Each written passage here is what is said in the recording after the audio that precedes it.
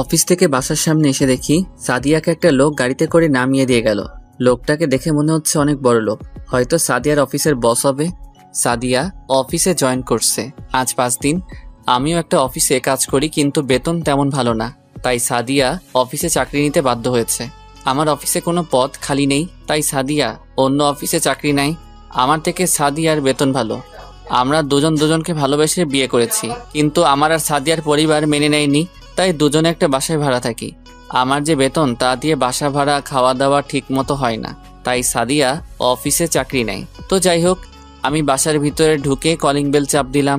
সাদিয়া এসে দরজা খুলে দিল। কি ব্যাপার, আজকে তোমার এত দেরি হলো কেন আসতে? অফিসে একটু কাজ ছিল, তাই আসতে লেট হয়ে গেল। ঠিক আছে, তুমি ভেতরে এসে ফ্রেশ হয়ে নাও, আমি টেবিলে খাবার দিচ্ছি। আচ্ছা, লোকটা কে ছিল? তুমি কার কথা বলছো? তোমাকে যে বাসার সামনে নামিয়ে দিল। ও, তুমি বসের কথা বলছো? আসলে আমি অফিস শেষে রাস্তায় দাঁড়িয়েছিলাম রিক্সার জন্য, তারপর বস এসে আমাকে বলল গাড়িতে ওঠার জন্য, কিন্তু আমি উঠতে চাইনি। ওনার জোরাজুরিতে উঠতে বাধ্য হলাম, তারপর উনি আমাকে বাসার সামনে নামিয়ে দিয়ে গেল। উনি তোমাকে কেন বাসায় নামিয়ে দিয়ে গেল? আসলে এই 5 দিনে বস আমার কাছ দেখে অনেক খুশি হয়, তারপর থেকে উনি আমাকে অনেক ভালো জানে। ও ঠিক আছে, আমি ফ্রেশ হয়ে আসছি, তুমি খাবার রেডি করো। ঠিক আছে, যাও। আমি রুমে এসে ওয়াশরুমে ঢুকে ফ্রেশ হয়ে খাবার খেতে চলে গেলাম। দুজনে খাবার খেয়ে রুমে চলে আসলাম। তারপর সাদিয়া আমাকে জড়িয়ে ধরে শুয়ে পড়ল। দেখতে দেখতে আরো কিছুদিন চলে গেল। এখন সাদিয়া অনেক রাত করে বাসায় আসে, আর মোবাইলে দেখি কার সাথে যেন হেসে হেসে কথা বলে। এখন আমার ঠিক মতো খেয়াল রাখে না। একদিন অফিসের একটা কাজের জন্য অন্য একটা অফিসে যাচ্ছিলাম, হঠাৎ রাস্তার পাশে একটা পার্ক চোখে পড়ল। লোকটাকে দেখে চিনে ফেললাম, কিন্তু মেয়েটার চেহারা দেখতে পাচ্ছি না। আমি রিক্সা থেকে নেমে তাদের ওখানে গেলাম। আমি একটু দূরে দাঁড়িয়ে মেয়েটার চেহারা দেখতে গেলাম। তারপর ঠিকভাবে তাকিয়ে যাকে দেখলাম তার জন্য মোটেও প্রস্তুত ছিলাম না। ঠিকই ধরেছেন, সাদিয়া। তার মানে সাদিয়া অফিসের কাজ ফেলে রেখে তার বসের সাথে ঘুরে বেড়ায়। তার মানে সাদিয়া এখন আমার নেই। আমি আর দাঁড়িয়ে না থেকে রিক্সা নিয়ে যে কাজে বেরিয়েছি সেটা করে নিজের কর্মস্থলে চলে আসলাম। অফিস ছুটি হওয়ার পর একটা রিক্সা নিয়ে বাসায় চলে আসলাম। বাসায় এসে দেখি সাদিয়া এখনো বাসায় আসে নাই। আমি চাবি দিয়ে তালা খুলে ভিতরে ঢুকলাম।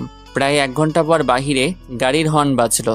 আমি জানালা দিয়ে বাইরে তাকিয়ে দেখি সাদিয়া তার বসের গাড়ি থেকে নামলো। সাদিয়ার হাতে দেখি অনেকগুলো শপিং ব্যাগ। বসকে বিদায় দিয়ে সে কলিং বেল চাপ দিল। আমি গিয়ে দরজা খুলে দিলাম। তুমি কখন আসলে? আগে বলো, তোমার হাতে এগুলো কি? আসলে বস আজকে আমাকে শপিং মলে নিয়ে গিয়ে এগুলো কিনে দিছে। আমি মানা করছি, তারপরে উনি জোর করে কিনে দিছে। তাহলে তোমার হাতে এত দামি মোবাইল কোথা থেকে আসলো? তোমার হাতে তো এই মোবাইল ছিল না। এটাও আজকে উনি কিনে দিছে। আমার হাতের মোবাইলের যে অবস্থা তা দেখে বসের অনেক খারাপ লাগছে। ও, তা আজকে অফিসের সময় তুমি কোথায় ছিলে? কেন? আমি তো অফিসে ছিলাম। না, আসলে আজকে আমি তোমার অফিসের পাশ দিয়ে যাচ্ছিলাম। মনে করছি তোমার সাথে দেখা করব, পরে আর করি নাই, দেরি হয়ে যাচ্ছে তাই। আচ্ছা, তুমি কি আমাকে সন্দেহ করছো? আমি ঠিক তা বলিনি। সাদিয়া আর কোনো কথা না বলে রুমে চলে গেল। আমি ভাবতে লাগলাম সাদিয়া এখন মিথ্যা কথা বলতে শুরু করেছে। যাকে এত বিশ্বাস করছিলাম সে এখন আমার সাথে মিথ্যা কথা বলে। রাতে দুজনে খাবার খেয়ে শুয়ে পড়লাম। হঠাৎ মাঝরাতে ঘুমটা ভেঙে গেল। পাশে দেখি সাদিয়া নেই, হয়তো ওয়াশরুমে গেছে। 30 মিনিট হয়ে গেল, সাদিয়া আসার কোনো খবর নেই। তাই আমি বিছানা থেকে উঠে ওয়াশরুমে গেলাম। দেখি সাদিয়া নেই। বেলকনি থেকে সাদিয়ার হাসা শব্দ আসছে, তাই দেখার জন্য বেলকনিতে গেলাম। গিয়ে দেখি সাদিয়া কার সাথে যেন হেসে হেসে কথা বলছে। তার মানে সাদিয়া তার বসের সাথে কথা বলছে। এমনভাবে কথা বলছে মনে হয় প্রেমিক প্রেমিকা কথা বলছে। আমি আর দাঁড়িয়ে না থেকে রুমে এসে শুয়ে পড়লাম। প্রায় 30 মিনিট পর সাদিয়া এসে শুয়ে পড়ল। তার মানে সাদিয়া তার বসের সাথে প্রেম করছে। না, আমাকে এটা সত্যিটা জানতে হবে। আসলে কি সাদিয়া তার বসের সাথে প্রেম করছে? সকালে ঘুম থেকে উঠে আমি তো অবাক হয়ে গেলাম। দেখি সাদিয়া বিছানায় নেই। আমি মনে করছি পাকঘরে আছে, কিন্তু আমার ধারণা ভুল। সাদিয়া পাকঘরেও নেই। আবার রুমে এসে দেখি সাদিয়ার ব্যাগ, মোবাইল কিছুই নেই। তার মানে সাদিয়া অফিসে চলে গেছে। কিন্তু এত সকালে তো সাদিয়ার অফিস নেই, তাহলে গেল কোথায়? আমি আমার অফিসের বসকে ফোন দিয়ে বললাম আজকে আমি অফিসে যেতে পারবো না। আমার বস কিছু বলে নাই। আমি ফ্রেশ হয়ে বাসা থেকে বেরিয়ে সাদিয়ার অফিসে গেলাম। কোথায় যাচ্ছেন? আসলে আমি বসের সাথে দেখা করতে আসছি। আজকে তো বস অফিসে আসবে না, বস একটা কাজের জন্য সিলেট গেছে। বস কি একা গেছে নাকি ওনার সাথে কেউ গেছে? না, বস একা যায়নি, ওনার সাথে অফিসের কর্মচারী সাদিয়া ম্যাম গেছে। কাজ শেষ করে কখন আসবে? 2-3 দিন লেগে যেতে পারে। ও। আমি আর কোনো কথা না বলে বাসায় চলে আসলাম। সাদিয়া আমাকে একটু বললও না, তার মানে সাদিয়ার টাকার কাছে বিক্রি হয়ে গেছে। আমি তো তার স্বামী, আমাকে বলার প্রয়োজন পর্যন্ত করলো না। 3 দিন পরে সাদিয়া বাসায় আসলো, এসে সোজা রুমে চলে গেল, আমার সাথে কথা পর্যন্ত বলল না। এই 3 দিন সাদিয়া আমার খোঁজ খবর নেয়নি। তুমি কাজের জন্য বাইরে যাবে, আমাকে বলে যাওনি কেন? তোমাকে বলার প্রয়োজন মনে করি না। তুমি আমার সাথে এভাবে কথা বলছো কেন? তোমার সাথে কি কথা বলবো?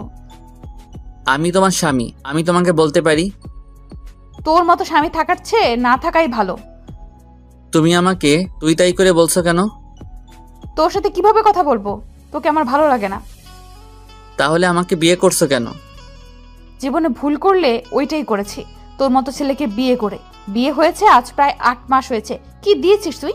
একটা ভালো জামা, একটা স্বর্ণের চেইন, আজ পর্যন্ত কিছুই দিতে পারলি না। তোর থেকে আমার বস অনেক ভালো আছে, আমাকে গলার চেইন, দামি ফোন, দামি দামি জামা কাপড়, আরো কত কি দিয়েছে। তুমি তো আমাকে ভালোবেসে বিয়ে করছো, আমার টাকা পয়সা কেনা, তাহলে এখন কেন এমন করছো? আসলে তুমি চাও কি? আমি তোর কাছে ডিভোর্স চাই, আমি আর তোর সাথে থাকতে চাই না। ডিভোর্স দিলে তুমি খুশি হবে? আমি অনেক খুশি হব। আমি আমার বসকে বিয়ে করব, তার আছে টাকা পয়সা, বাড়ি গাড়ি। তোর থেকে বস অনেক ভালো।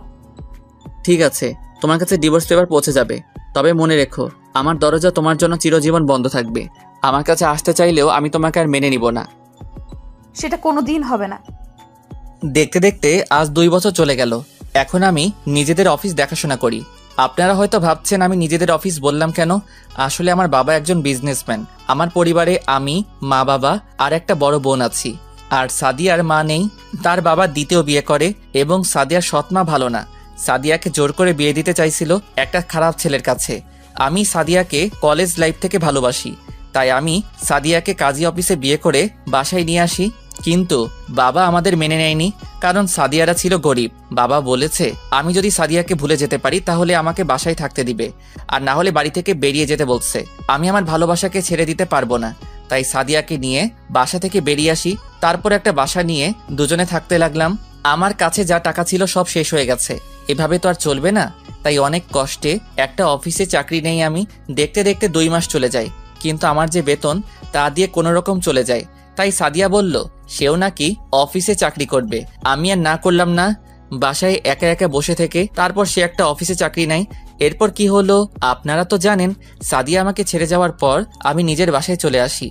এসে বাবা মার পায়ে পড়ে ক্ষমা চাইছি, আমার ভুল হয়ে গেছে, আমাকে তোমরা মাফ করে দাও। তারপর বাবা মা আমাকে মাফ করে দেয়। এরপর থেকে আমি নিজেদের অফিস দেখাশোনা করি। এখন আমি প্রায় সাদিয়ার কথা ভুলেই গেছি। আজকে অফিসে কিছু পদের জন্য লোক নেওয়া হবে, সবার ইন্টারভিউ আমি নিব। তাই সকালে ঘুম থেকে উঠে ফ্রেশ হয়ে নাস্তা করে গাড়ি নিয়ে অফিসে চলে গেলাম। অফিসের ভিতরে ঢোকার সাথে সাথে সবাই দাঁড়িয়ে আমাকে সালাম দিল। আমি তাদের বসতে বলে নিজের কেবিনে চলে গেলাম। চেয়ারে বসে বসে দুলাভাই তাকে ফোন দিয়ে আমার কেবিনে আসতে বললাম। আসলে দুলাভাই আমাদের অফিসে ম্যানেজারের দায়িত্ব পালন করে।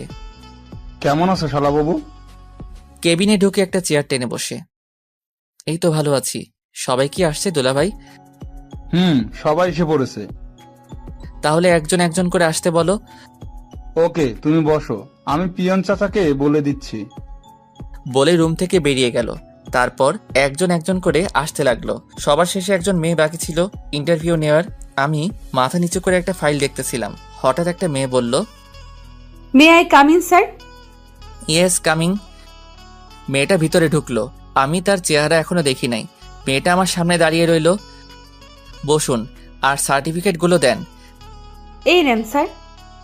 যেই না মেয়েটার দিকে তাকিয়ে সার্টিফিকেট নিব, আমি তো মেয়েটাকে দেখে মোটেও প্রস্তুত ছিলাম না। এ আর কেউ নয়, সাদিয়া। কিন্তু সাদিয়া আগের থেকে অনেক শুকিয়ে গেছে, চেহারার কি অবস্থা করছে। সাদিয়া আমাকে দেখে বলল, রাসেল তুমি? Hello miss. রাসেল না, স্যার বলবেন। Sorry sir. তা বসকে বিয়ে করে আবার চাকরির জন্য কেন আসলেন? আমি কাউকে বিয়ে করি নাই। ও, তার মানে বস তোমাকে বিয়ে করবে বলে তোমার সাথে রাত কাটিয়ে তাড়িয়ে দিছে? তুমি সব কি বলছো রাসেল? বলছি না, আমার নাম নেবেন না, শুধু স্যার বলবেন। আপনি আসতে পারেন, আপনার চাকরি হবে না। সাদিয়া চেয়ার থেকে উঠে এসে আমার পা জড়িয়ে ধরে কান্না করতে করতে বলল, স্যার এই চাকরিটা আমার খুব দরকার, তা না হলে আমায় রাস্তায় নামতে হবে। তাহলে বসকে ছেড়ে চলে আসলেন কেন? উনি আজ 1 বছর আগে মারা যায়। এরপর ওনার ব্যবসা প্রতিষ্ঠান নিলামে বিক্রি হয়ে যায়। তারপর ওখান থেকে এসে একটা বাসা ভাড়া নিয়ে থাকি। মানুষের বাসায় কাজ নিচ্ছিলাম, কিন্তু তাদের বাসার ছেলেরা আমার শরীরের দিকে তাকিয়ে থাকে, তাই বাসা বাড়ি আর কাজ করি নাই। গার্মেন্টসে চাকরি নিছি, কিন্তু কিছুদিন আগে গার্মেন্টসে আগুন লাগে। তারপর 1 মাস বসে থাকলাম, ঠিকভাবে একবেলা ভাত পর্যন্ত খেতে পারতাম না। কিছুক্ষণ থেমে আবার বলতে লাগলো, অনেক কষ্টেই দিনটা কেটেছে। একদিন পাড়ার এক ভাই বলল, তোর পড়ালেখা আছে, তুই গিয়ে অফিসে চাকরি কর। কিন্তু আমি বললাম, অফিসে তো চাকরি করতে ঘুষ লাগে, আমি তো তাদের ঘুষ দিতে পারবো না। তখন ভাইয়া বলল, এই অফিসের বস না অনেক ভালো, উনি টাকা নিয়ে চাকরি দেয় না, উনি যোগ্যতা দেখে চাকরি দেয়। তারপর আসলাম ইন্টারভিউ দিতে। এতক্ষণ সাদিয়া কথাগুলো বলতেই চোখের পানি দিয়ে পুরো শরীর ভিজে গেছে। কেমন জানি সাদিয়ার জন্য একটু মায়া হলো, কিন্তু তাকে আরো কষ্ট দিতে হবে। আমি যতটুকু কষ্ট পেয়েছি তার থেকে ওকে আরো বেশি কষ্ট পেতে হবে। আপনাকে আমি চাকরি দিতে পারি, তবে আমার কিছু শর্ত আছে। কি শর্ত বলুন, আমি আপনার সব শর্তে রাজি আছি। আমার এখানে চাকরি করতে হলে আমার কথা মতো চলতে হবে। আমি যখন যা বলবো আপনাকে তাই করতে হবে। অফিসে কারোর সাথে বসে গল্প করা যাবে না। সঠিক টাইমে অফিসে আসতে হবে। ঠিক টাইমে অফিসে আসতে না পারলে বেতন থেকে টাকা কেটে নেওয়া হবে। যদি এসব কিছু অমান্য করেন তাহলে আপনাকে 20 লক্ষ টাকা জরিমানা এবং থানায় ঢুকিয়ে দেওয়া হবে। এবার বলুন, আপনি রাজি? আমি আপনার সব শর্তে রাজি আছি। তাহলে এখানে একটা সই করুন। বলা তো যায় না কোন সময় কথা ঘুরিয়ে নেন। তারপর সাদিয়া সই করে দিল। ঠিক আছে, আপনাকে বেতন দেওয়া হবে 20,000 টাকা করে। এবার আপনি বাসায় চলে যান। কালকে ঠিক টাইমে অফিসে চলে আসবেন, আর অফিস টাইম কিন্তু 9টায়, কথাটা মনে রাখবেন। সাদিয়া মাথা নিচু করে অফিস থেকে বেরিয়ে গেল। তার মানে সাদিয়া এখনো বিয়ে করেনি। নিশ্চয়ই তার বস তাকে ভালোবাসে নাই, ভালোবেসেছে তার শরীরকে। এখন টাকা কোথায় গেল? টাকার জন্য আমাকে ছেড়ে চলে গেছো? আমি তাকে আর কখনো মেনে নিব না। যেই মেয়ে বিয়ের পরে স্বামীকে রেখে অন্য লোকের সাথে প্রেম ভালোবাসা করতে পারে, সেই মেয়েকে কখনো ভালোবাসা যায় না। হঠাৎ পিছন থেকে কে যেন জড়িয়ে ধরলো। আমি তাকিয়ে দেখি রিয়া। এই রিয়া, কি করছো? ছাড়ো, কেউ দেখে ফেলবে। এটা অফিস, কখন কে চলে আসে। তুমি আজকে সকাল আমাকে ফোন দাও নাই কেন? আসলে অফিসের কিছু পদের জন্য লোক নিয়েছিলাম, তাই তোমাকে ফোন দিতে পারি নাই। ঠিক আছে চলো, এখন তো দুপুর হয়ে গেছে, বাইরে গিয়ে দুজনে লাঞ্চ করব। ঠিক আছে চলো। তারপর দুজনে অফিস থেকে বাইরে এসে গাড়ি নিয়ে একটা রেস্টুরেন্টের সামনে গাড়ি থামালাম। গাড়ি থেকে নেমে দুজনে রেস্টুরেন্টে ঢুকলাম। দুজনে খাবার খেয়ে আবার অফিসে চলে আসলাম। রিয়া কিছুক্ষণ থেকে বাসায় চলে গেল। এবার আপনাদের বলি, রিয়া আমাকে ভালোবাসে, কিন্তু আমি তাকে ভালোবাসি না। সত্যি কথা বলতে কি, সাদিয়াকে আমি এখনো ভুলতে পারি নাই। তার জন্য প্রতিদিন রাতে কান্না করি। আজকে তাকে দেখে অনেক খুশি হয়েছি, কিন্তু আগের কথাগুলো মনে পড়তেই রাগ উঠে গেল। বাবা মা রিয়াকে পছন্দ করে রেখেছে আমার জন্য, আমি তো না করে দিছি, কিন্তু রিয়া পাগলামি শুরু করে দিছে। আমি যদি তাকে বিয়ে না করি তাহলে সে আত্মহত্যা করবে। তারপর রিয়াকে আমি বলছি তাকে আমি 6 মাস পরে বিয়ে করব। রিয়াও আমার কথায় রাজি হয়ে গেল, কিন্তু হুটহাট করে সবার সামনে জড়িয়ে ধরে। এটা আমার কাছে ভালো লাগে না। তো যাই হোক, অফিসের কাজ শেষ করে বাইরে এসে গাড়ি নিয়ে বাসায় যেতে লাগলাম। হঠাৎ রাস্তার পাশে চোখ পড়ল। দেখি সাদিয়া রাস্তার পাশে ভ্যান গাড়ি থেকে বাচ্চাদের জন্য জামা কাপড় কিনতে আসে। কিনা শেষ হলে হাঁটতে হাঁটতে কোথায় যেন যেতে লাগলো। আমি তাকে ফলো করে যেতে লাগলাম। যেতে যেতে দেখি সাদিয়া একটা বাসায় ঢুকে গেল। আমি গাড়িটা এক জায়গায় রেখে বাসার পিছন দিকে চলে গেলাম, কারণ বাসাটা ছিল একতলা। পিছন দিকে গিয়ে জানালা দিয়ে ভিতরে তাকিয়ে আমি মোটেও প্রস্তুত ছিলাম না। জানালা দিয়ে তাকিয়ে দেখি সাদিয়া একটা বাচ্চা ছেলেকে বুকের দুধ খাওয়াচ্ছে। তার মানে সাদিয়া অন্য একটা বিয়ে করছে, নাকি তার বসের সাথে অবৈধ সম্পর্ক করার পর বাচ্চা হয়েছে। হতেও পারে যে মেয়ে আমার সাথে মিথ্যা কথা বলতে পারে, সে মেয়ে এসব করবে না, তার কি প্রমাণ আছে? আমি আর না তাকিয়ে গাড়ি নিয়ে বাসায় চলে আসলাম। কলিং বেল চাপ দেওয়ার পর আম্মু এসে দরজা খুলে দিল। কিরে, এতক্ষণ কোথায় ছিলি? তোর দুলাভাই বলল তুই নাকি অনেকক্ষণ আগে অফিস থেকে বেরিয়েছিস।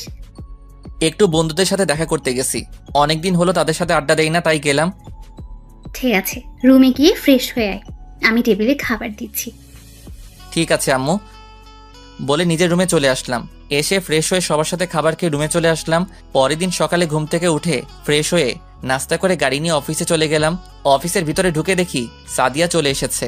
তাকে দেখে মনে হচ্ছে অনেক দৌড় দিয়ে অফিসে এসেছে, কারণ তার পুরো শরীর ঘামে ভিজে গেছে। আমি আমার কেবিনে আসার সময় সাদিয়াকে বললাম আমার কেবিনে আসার জন্য। কিছুক্ষণ পর সাদিয়া অনুমতি নিয়ে কেবিনে আসলো। মিস সাদিয়া, দাঁড়িয়ে কেন, বসুন। না স্যার, আমি এভাবেই ঠিক আছি। আমি বলছি না বসার জন্য?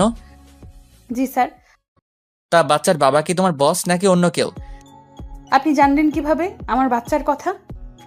জেনেছি একভাবে, আমি যেটা বলছি সেটার উত্তর দেন। ওর বাবা নেই, আমার নিজের দোষে তার বাবা আমাকে ছেড়ে চলে যায়। কেন চলে যায় তা কি জানতে পারি? সেটা আমি বলতে পারবো না। আমি আর কোনো কথা না বলে দুলাভাইকে ফোন দিয়ে আমার কেবিনে আসতে বললাম। কিছুক্ষণ পর দুলাভাই আসলো। বলো শালাবাবু, কেন ডেকেছো? দুলাভাই, মিস সাদিয়াকে তার কেবিনটা দেখিয়ে দেন। আর এই নিন মিস সাদিয়া, দুটো ফাইল। এগুলো আজকে অফিস ছুটি হওয়ার আগে রেডি করে দিবেন। কিন্তু শালুল। কি হলো মিস সাদিয়া, আমার কথা আপনি শুনতে পান নাই? জি স্যার, শুনতে পেয়েছি। তাহলে বসে আছেন কেন? তাড়াতাড়ি করে রেডি করে দেন। দুলাভাই, তুমি মিস সাদিয়াকে তার কেবিনে নিয়ে যাও। ওকে শালাবাবু। তারপর সাদিয়াকে দুলাভাই সাথে করে নিয়ে গেল।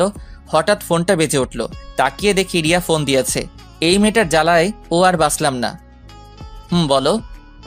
কি করে আমার জানটা? অফিসে বসে কাজ করছি। ঠিক আছে, তাহলে তুমি কাজ করো, লাঞ্চের টাইমে ফোন দিবে। ঠিক আছে, বাই। ওকে, বাই জান, লাভ ইউ টু। বলে ফোন কেটে দিল। তারপর বসে বসে অফিসের কাজ করতে লাগলাম। আসলে আমি সাদিয়াকে যে 2টা ফাইল দিলাম, ওই 2টো ফাইল 2 দিন লাগবে রেডি করতে। দুলাভাই ফাইল দুটো দেখে কিছু বলতে যাবে, তার আগে আমি দুলাভাইয়ের কথা বন্ধ করে দিলাম। কাজ করতে করতে দুপুরের লাঞ্চের টাইম হয়ে গেছে, তাই ভাবছি বাহির থেকে খেয়ে আসবো। যেই ভাবা সেই কাজ। কেবিন থেকে বেরিয়ে সাদিয়ার দিকে তাকিয়ে আমি অবাক হলাম। দেখি সাদিয়া পুরো ঘেমে গেছে। অফিসে এসি চালু, তারপরও সে ঘেমে গেছে। অফিসের সবাই খাবার খেতে চলে গেছে, কিন্তু সাদিয়া এখনো বসে বসে কাজ করছে।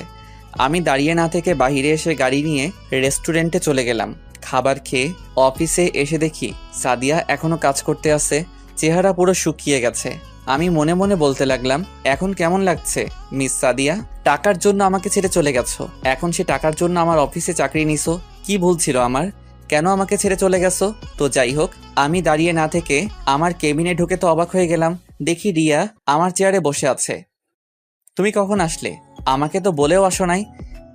তোমাকে বলেছি না দুপুরে আমাকে ফোন দিতে, তুমি ফোন দাও নাই, তাই তোমাকে ফোন না দিয়ে আমি তোমার অফিসে চলে আসলাম। এসেছো, ভালো করছো। আগে বলো দুপুরে খাবার খেয়েছো?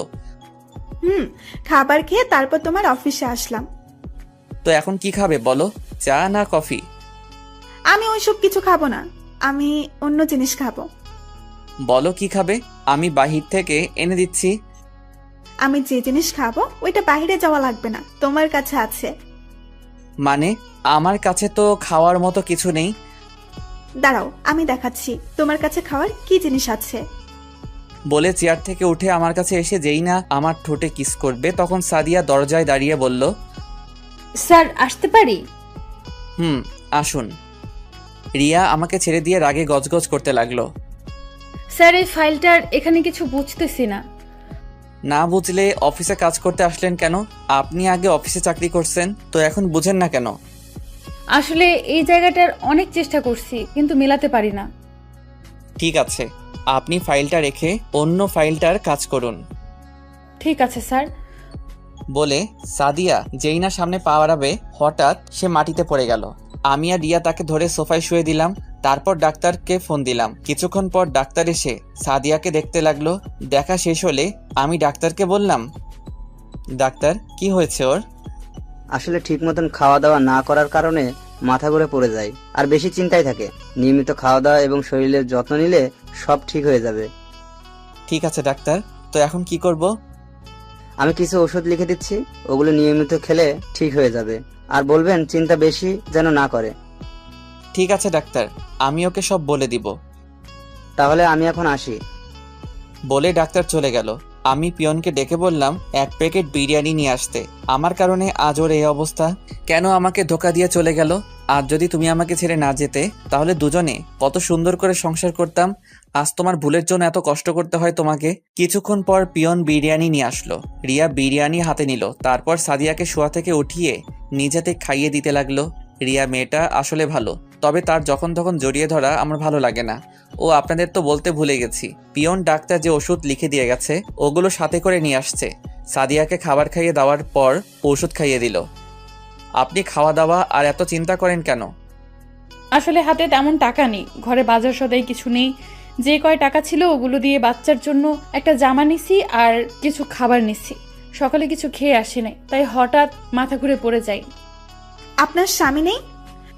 আছে। তাহলে স্বামী থাকতে আপনি অফিসে কাজ করেন কেন? আর আপনার কেমন স্বামী স্ত্রীকে অফিসে কাজ করতে পাঠায়? আসলে আমার স্বামী আমার সাথে থাকে না, আমার ভুলের জন্য ও আমায় ছেড়ে চলে গেছে। সে চলে যাওয়ার 1 বছর 2 মাস পর আমার কোলে একটা সন্তান জন্ম নেয়। আপনার স্বামী জানে না ওর যে একটা সন্তান হয়েছে? না, ও জানে না। এখন যদি বলি ওর বাচ্চা এটা, সে কখনো আমায় বিশ্বাস করবে না, কারণ তার বিশ্বাস আমি আগেই ভেঙে দিছি।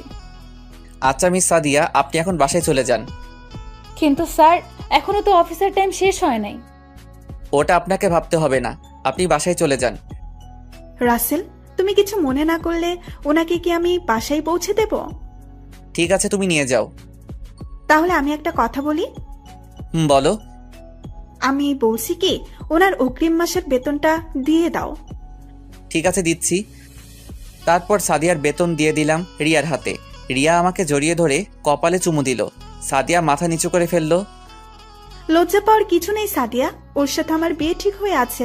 আরো 5 মাস পরে আমাদের বিয়ে। তোমাকে কিন্তু আগে দাওয়াত দিয়ে রাখলাম। দোয়া করি ম্যাম, আপনার যেন সুখে শান্তিতে সংসার করতে পারেন। ঠিক আছে চলো, তবে আমাকে ম্যাম নয়, আমার নাম ধরে ডাকবে। ঠিক আছে। আসছি কলিজা। এসো। রিয়া আর সাদিয়া আমার কেবিন থেকে বেরিয়ে গেল, কিন্তু আমার একটা জিনিস মাথায় আসছে না। বিয়ের কথা শুনে সাদিয়া কান্না করলো কেন? হয়তো নিজের স্বামীর বিয়ে নিজের চোখের সামনে দেখতে হবে, তাই কান্না করছে। তো যাই হোক, অফিসের কাজ শেষ করে বাসায় চলে আসলাম। তারপর রাতে খাবার খেয়ে রিয়ার সাথে কথা বলে ঘুমিয়ে পড়লাম। এভাবে দেখতে দেখতে আরো 1 মাস চলে গেল। এখন সাদিয়াকে তেমন কষ্ট দেই না। তারপর ও প্রতিদিন অফিসে আসলে দেখি সাদিয়ার চোখগুলো লাল হয়ে থাকে, মনে হয় ঠিকমতো ঘুমায় না। আর রিয়া এখন প্রতিদিন আমার অফিসে আসে, এসে আমাকে জড়িয়ে ধরে কিস করবে, আমার কোলে বসে থাকবে। কিছু বললে বাসায় গিয়ে জিনিস ভাঙা শুরু করে দিবে, তাই কিছু বলি না। ও আপনাদের তো বলতে ভুলে গেছি, আমি সাদিয়াকে ছেড়ে আসার 1 মাস পরে ডিভোর্স পেপার পাঠিয়ে দিয়েছি। সকালে ঘুম থেকে উঠে ফ্রেশ হয়ে নাস্তা করে গাড়ি নিয়ে অফিসে চলে আসলাম। অফিসের ভিতরে ঢুকে সাদিয়ার কেবিনে তাকিয়ে দেখি সাদিয়া এখনো আসেনি, তাই পিয়নকে বলে আসলাম সাদিয়া অফিসে আসলে যেন আমার কেবিনে পাঠিয়ে দেয়। আমি আমার কেবিনে এসে বসলাম। কিছুক্ষণ পর দেখি রিয়া আমার কেবিনে ঢুকে সোজা আমার কোলে বসে গেল আর পুরো চেহারায় চুমু দিতে লাগলো। কি করছো রিয়া? কেউ চলে আসবে। আসলে আসুক, আমি আমার জামাইকে চুমু খাচ্ছি, কার কি যায় আসে। হঠাৎ সাদিয়া আমার কেবিনে ঢুকে গেল, দেখে মনে হচ্ছে অনেক জোরে দৌড়ে আসছে অফিসে। কি ব্যাপার, আপনি বিনা অনুমতিতে আমার কেবিনে ঢুকলেন কেন? আসলে স্যার, অফিসে আসার পর পিয়ন বলল আপনি নাকি পিয়নকে বলেছেন আমি অফিসে আসলে আপনার কেবিনে আসতে বলেছেন, তাই তাড়াহুড়ো করে চলে আসলাম। তাই বলে বিনা অনুমতিতে ঢুকবেন? Sorry sir. তো আজকে অফিসে আসতে এত লেট কেন? আপনি হয়তো শর্তের কথা ভুলে গেছেন। আসলে স্যার, রিমন খুব অসুস্থ, তাকে হসপিটালে নিয়ে গিয়েছিলাম। ডাক্তার দেখিয়ে আসতে আসতে লেট হয়ে গেছে। রিমন কে? আমার ছেলের নাম রিমন। তা ছেলের এই নাম কে রেখেছে? এটা তার বাবা বলেছে। আমাদের বিয়ে হওয়ার পর তার বাবা বলেছে আমাদের ছেলে হলে নাম রাখবে রিমন, আর মেয়ে হলে সিনথিয়া, তাই তার বাবার কথাই নাম রেখেছি। আমি আর কিছু বলতে পারলাম না, কারণ আমার আর সাদিয়ার বিয়ে হওয়ার পর আমি বলেছি এই নাম রাখতে। তার মানে সাদিয়া বলতে চাইছে রিমন আমার ছেলে। আমি কিছু বলতে যাব তার আগে রিয়া বলল, তুমি কেমন ছেলেকে বিয়ে করেছো? তোমার খোঁজ খবর একবারের জন্যও নেয়নি। তুমি না হয় একটা ভুল করেছো, তাই বলে সে তোমায় ছেড়ে চলে যাবে? আমি যে ভুল করেছি সে ভুলের কখনো কি ক্ষমা হবে কিনা তা আমি জানি না, তবে একটা কথা বলি, তার জন্য এখনো পথ চেয়ে বসে আছি। আমি দোয়া করি আল্লাহ যেন তোমার স্বামীকে তোমার কাছে ফিরিয়ে দেয়, বাচ্চার কথা ভেবে যেন তোমাকে ক্ষমা করে দেয়। তাহলে আমি এখন আসি স্যার, কেবিনে কাজ পড়ে আছে। সাদিয়া কোনো কথা না বলে তার কেবিনে চলে গেল। আমি ভাবতে লাগলাম রিমনের বাবা আমি কেমন করে হব। আমি সাদিয়ার সাথে থাকাকালীন শুনি নাই তো যে সাদিয়া প্রেগনেন্ট, তাহলে আমি কি করে রিমনের বাবা হব? না, আমার মাথায় কাজ করছে না। হঠাৎ রিয়া বলল, তুমি কোথায় হারিয়ে গেলে? তোমাকে আমি ডাকছি, তোমার কোনো রেসপন্স নেই। তেমন কিছু না, তুমি বাসায় চলে যাও, আমার হাতে কিছু কাজ আছে, কাজ শেষ করে তোমার সাথে ফোনে কথা বলবো। ঠিক আছে, বাই। রিয়া কেবিন থেকে বেরিয়ে চলে গেল। আমি বসে বসে কাজ করতে লাগলাম, কিন্তু কাজে মন বসাতে পারছি না। তাই অফিস থেকে বেরিয়ে এসে গাড়ি নিয়ে একটা পার্কে চলে আসলাম। হঠাৎ পিছন থেকে কেউ একজন বলল, তুমি এখানে কেন? তারপর আমি তার দিকে তাকিয়ে পুরো অবাক হয়ে গেলাম, কারণ এ হচ্ছে স্বাধীন। আপনারা হয়তো ভাবছেন স্বাধীনকে, আসলে স্বাধীন হচ্ছে আমি আগে যে অফিসে কাজ করতাম ওই অফিসে স্বাধীনও কাজ করত। কেমন আছিস? তোকে অনেক দিন পরে দেখলাম। আমি ভালো আছি। তুই তো অফিস থেকে আসার পর আমার আর খবর নেস নাই। তুই কোথায় হারিয়ে গেলি? আসলে আমি অফিস থেকে চাকরি ছাড়ার পর নিজের বাড়ি চলে আসি, তারপর এখন বাবার ব্যবসা প্রতিষ্ঠান দেখাশোনা করি। তাই বলে কোনো যোগাযোগ রাখবি না? আসলে নিজের বাড়িতে আসার পর তেমন কারোর সাথে আর যোগাযোগ করা হয়নি। তা এখন কি করিস? এখন আরেকটা অফিসে চাকরি করি, তবে বেতন বেশি না। ভাবছি এই অফিসের চাকরিটা ছেড়ে দিয়ে আরেকটা অফিসে চাকরি নেব। তাহলে তুই আমাদের অফিসে জয়েন কর। ঠিক আছে, তোর নাম্বার দে, চাকরি ছাড়ার পর তোকে ফোন দিব। তারপর সাদিনকে নাম্বার দিয়ে একটা রেস্টুরেন্টে গিয়ে নাস্তা করে সাদিনকে বিদায় দিয়ে গাড়ি নিয়ে বাসায় চলে আসলাম। কলিং বেল চাপ দেওয়ার পর নাদিয়া দরজা খুলে দিল। আপু, কেমন আছিস? তুই কোন সময় আসলি? দুপুরে আসছি। শুনছি তুই নাকি আজকে অফিস থেকে তাড়াতাড়ি বেরিয়ে গেলি। তা কোথায় ছিলে এতক্ষণ? পুরনো একটা বন্ধুর সাথে ছিলাম, অনেকদিন পর দেখা হলো তাই। তা আমার বড়িটা কোথায়? আপুর মেয়ের কথা বলছি, তার মেয়ের নাম বিথি। আব্বু আম্মুর কাছে আছে, তুই রুমে গিয়ে ফ্রেশ হয়ে নে। ঠিক আছে বলে নিজের রুমে চলে আসলাম। এসে ফ্রেশ হয়ে নিচে গেলাম। তারপর বিথির সাথে কিছুক্ষণ দুষ্টুমি করলাম। রাতে সবাই মিলে খাবার খেতে লাগলাম। হঠাৎ আব্বু বলল, আমরা তোর বিয়ে শুক্রবার ঠিক করেছি। আমার তো বিয়ে করার কথা 6 মাস পরে, এখন মাত্র 2টা মাস গেছে। টিয়ার আব্বুর শরীর তেমন ভালো না, তাই রহমান সাহেব বলছে যত তাড়াতাড়ি সম্ভব বিয়েটা দিয়ে দিতে। আমরা সিদ্ধান্ত নিয়েছি আগামী শুক্রবার তোদের বিয়ে। আমাকে একটাবার জিজ্ঞেস করার প্রয়োজন ছিল না তোমাদের? এখানে জিজ্ঞেস করার কি আছে? বিয়ে তো আজকে না হয় একদিন করতেই হবে। তাহলে শুক্রবার বিয়ে হলে সমস্যা কোথায়? তোমরা আমার কথা বুঝতে পারছো না।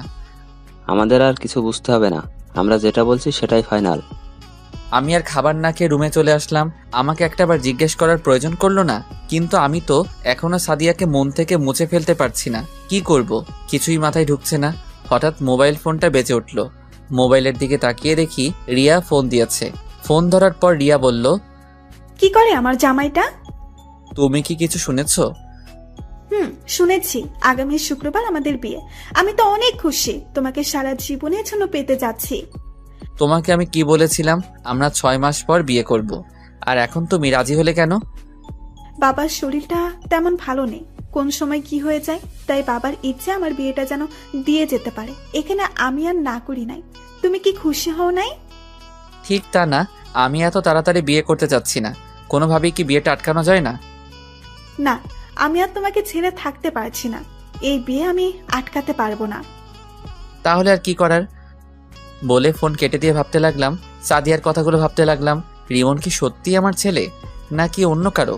সাদিয়ার চেহারা দেখে বোঝা যাচ্ছে সে মিথ্যা কথা বলছে না। আমি আর কিছু ভাবতে পারছি না। সকালে ঘুম থেকে উঠে ফ্রেশ হয়ে রেডি হয়ে নিচে নামলাম। দেখি সবাই টেবিলে আমার জন্য অপেক্ষা করছে। আমি কোনো কথা না বলে বেরিয়ে আসতেই আব্বু বলল, কোথায় যাচ্ছিস? অফিসে যাচ্ছি। নাস্তা করবি না? বাহির থেকে খেয়ে নিব। ঠিক আছে যাও, আর অফিসের সবাইকে বিয়ের দাওয়াত দিয়ে দিবে, আর অফিস 3 দিন বন্ধ দিয়ে দিবে। আর কোনো কথা না বলে বাহিরে এসে গাড়ি নিয়ে অফিসে যেতে লাগলাম। না জানি সাদিয়া আমার বিয়ের কথা শুনলে কি করবে। অনেক ভেবেছি, আর না, আমি রিয়াকে বিয়ে করব। সাদিয়া যদি টাকার জন্য আমাকে ছেড়ে অন্য কাউকে বিয়ে করতে পারে, তাহলে আমি কেন রিয়াকে বিয়ে করতে পারবো না? তারপর একটা রেস্টুরেন্টে ঢুকে নাস্তা করে অফিসে চলে গেলাম। সবাই আমাকে দেখে দাঁড়িয়ে গেল। সাদিয়ার দিকে তাকিয়ে দেখি আজকেও সাদিয়ার চোখ লাল হয়ে আছে। আমি তার থেকে চোখটা সরিয়ে নিজের কেবিনে চলে আসলাম। তারপর দুলাভাইকে ফোন দিয়ে বললাম সবাইকে হলরুমে নিয়ে যেতে। কিছুক্ষণ পর দুলাভাই আমার কেবিনে আসলো। শালাবাবু, সবাইকে হলরুমে নিয়ে গেলাম, এবার তুমি আসতে পারো। ঠিক আছে দুলাভাই, আপনি যান, আমি আসতেছি। দুলাভাই কেবিন থেকে বেরিয়ে গেল। আমি আর বসে না থেকে হলরুমে চলে আসলাম।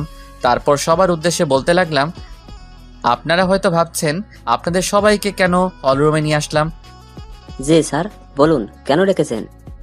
আসলে আগামী শুক্রবার আমার বিয়ে, তাই বিয়ে উপলক্ষে 3 দিন অফিস বন্ধ থাকবে। আর সবাইকে আমার বিয়ের দাওয়াত রইল। সবাই আমাদের বাসায় চলে আসবেন। সবাই আমাকে অভিনন্দন জানালো। সাদিয়ার দিকে তাকিয়ে দেখি মাথা নিচু করে আছে, হয়তো কান্না করছে। সবাই বেরিয়ে গেল। আমি সাদিয়াকে বললাম, মিস সাদিয়া, আপনি কিন্তু অবশ্যই আসবেন, আর রিয়াকে বউ সাজানোর দায়িত্ব কিন্তু আপনার। ঠিক আছে স্যার, আমি চেষ্টা করব যাওয়ার জন্য। চেষ্টা না, আপনাকে আসতে হবে ঠিক আছে স্যার। বলে দৌড়ে হলরুম থেকে বেরিয়ে গেল। অনেক কষ্ট হচ্ছে তাই না? তুমিও আমাকে ছেড়ে চলে যাওয়ার পর আমারও অনেক কষ্ট হয়েছে।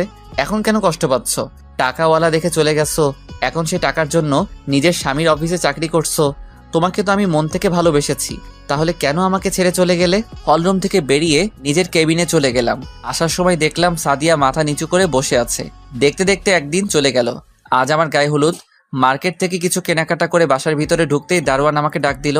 আমি গাড়ি পার্কিং করে দারোয়ান চাচার কাছে আসলাম। কেন ডেকেছো চাচা? রাসেল বাবাজি, একটা মেয়ে এসে এই খামটা তোমাকে দিতে বলল। তুমি মেয়েটাকে চিনতে পেরেছো? নাম কিছু জিজ্ঞাসা করছো? না বাবা, আমি এসব কিছু জিজ্ঞেস করতেই পারিনি, তার আগেই মেয়েটা চলে গেল। আচ্ছা ঠিক আছে, আমি রুমে গেলাম বলে বাসার ভিতরে চলে আসলাম। তখন আম্মু বলল, কিরে, কোথায় গিয়েছিলি? আম্মু, কিছু মার্কেট করতে গিয়েছিলাম। ঠিক আছে, ফ্রেশ হয়ে রেডি হয়ে আয়, কখন মেহেদি লাগাবো? সবাই তোর জন্য বসে আছে। ঠিক আছে আম্মু, আমি রেডি হয়ে আসতেছি বলে নিজের রুমে চলে আসলাম। রুমে এসে মার্কেটগুলো আর খামটা বিছানায় রাখলাম। তারপর ওয়াশরুমে ঢুকে ফ্রেশ হয়ে রেডি হতে লাগলাম। হঠাৎ খামটার দিকে চোখ পড়ল। ওপর দিয়ে কিছুই লেখা নেই, কেন জানি মন বলছে খামটা খুলে দেখতে। তাই বিছানায় বসে খামটা খুলে দেখি একটা চিঠি। তারপর আমি চিঠিটা পড়তে লাগলাম। প্রিয় স্বামী, হয়তো ভাবছো তোমাকে স্বামী বললাম কেন, কারণ তুমি এখনো আমার স্বামী। কারণ আমি তোমার ডিভোর্স পেপারে সাইন করি নাই। তোমাকে আজ সব সত্যি কথা খুলে বলছি। সামনাসামনি বললে হয়তো তুমি আমাকে বিশ্বাস করতে না, তাই চিঠি লিখে দিলাম। আমি যখন অফিসে চাকরিতে ঢুকি তার কিছুদিন পর আমি হঠাৎ অফিসে মাথা ঘুরে পড়ে যাই। তখন অফিসের বস, যাকে তুমি খারাপ বলছো, আমি বলি ওনার মতো ভালো মানুষ হয় না। ওই দিন মাথা ঘুরে পড়ে যাওয়ার সময় বস তার গাড়িতে করে হসপিটালে নিয়ে আসে। তারপর আমাকে কিছু পরীক্ষা করে। পরীক্ষা করার পর ডাক্তার বলল 7 দিন পরে আসতে। তখন বলতে পারবে আমার কি হয়েছে। ওই হসপিটাল থেকে বেরিয়ে বসের গাড়ি করে বাসায় আসার সময় একটা পার্কের পাশে রাস্তায় গাড়ি নষ্ট হয়ে যায়। তখন গাড়িটা ঠিক করতে দেয় রাস্তার পাশের ওয়ার্কশপে। তারপর বস আর আমি কিছুক্ষণ বসে থাকি পার্কের ভেতরে। গাড়ি ঠিক করার পর গাড়ি নিয়ে বস একটা শপিং মলে চলে যায়। তারপর জোর করে আমাকে মার্কেট করে দেয়, সাথে একটা মোবাইল। তুমি হয়তো ভাবছো বস এগুলো আমাকে কেন দিল। আসলে বস আমার কাজ দেখে এগুলো আমাকে দিয়েছে। তারপর 7 দিন পর যখন বস সহ হসপিটালে গিয়ে রিপোর্ট আনতে যাই, তখন ডাক্তার আমাকে কিছু বলছে না, শুধু মাথা নিচু করে আছে। তারপর জোরাজোরি করতে লাগলাম। তারপর ডাক্তার যেটা বলল সেটা শোনার জন্য মোটেও প্রস্তুত ছিলাম না। ডাক্তার বলল আমার মাথায় নাকি একটা টিউমার হয়েছে, আর টিউমারটা এমন জায়গায় হয়েছে এটা নাকি অপারেশন করতে পারবে না। আমি আর দুনিয়ার সামান্য দিনের অতিথি, আর আমি কখনো মা হতে পারবো না। এটা শুনে আমি অনেকটা ভেঙে পড়লাম। তারপর ডিসিশন নিলাম তোমার সাথে আমি খারাপ হয়ে যাব, তাই আমি তোমার খেয়াল রাখা ছেড়ে দিলাম।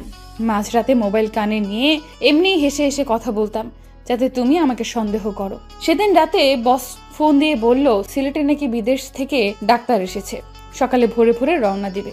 একবার ওনাকে দেখাই, দেখি উনি কি বলে। আমি না করেছিলাম। তারপর ওনার জোরাজোরিতে সকালে ঘুম থেকে তোমাকে না বলেই বসের সাথে সিলেটে চলে গেলাম। সিলেটে গিয়ে বিদেশ থেকে আসার ডাক্তারের কাছে দেখালাম।